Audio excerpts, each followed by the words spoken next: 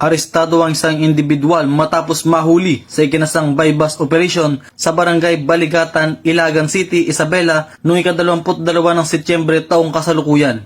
Kinilala ni Police Brigadier General Eliazar P. Mata, direktor ng PNP-DEG, ang nadakip na suspect na si alias Cardo, 32 anyos, na kilalang street-level individual sa nasabing lugar.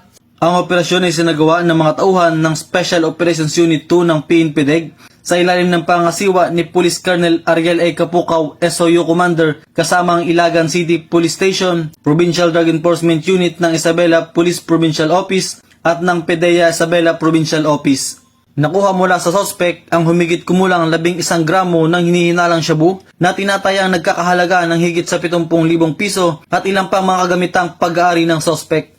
Ang suspect ay nabasahan ng kanyang mga karapatan sa wikang kanyang naintindihan at ito'y kasalukuyang nasa kustudiya ng Ilagan City Police Station habang hinahanda ang mga dokumento para sa paglilitis.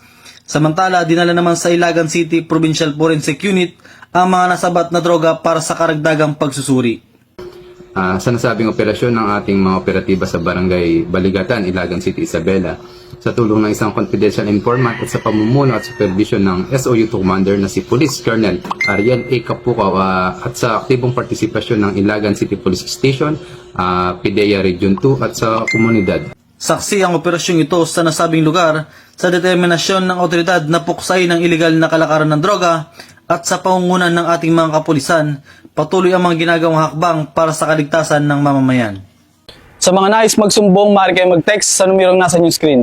Dahil dito sa bagong Pilipinas, ang gusto ng PNP-DEG, illegal na droga bigyan ng wakas. Mula sa tanggapan ng PNP Drug Enforcement Group, ako ang inyong PNN Correspondent, Patrolman St. Mark Roland Dianya, alagad ng batas, taga-taguyod ng Balitang Pulis.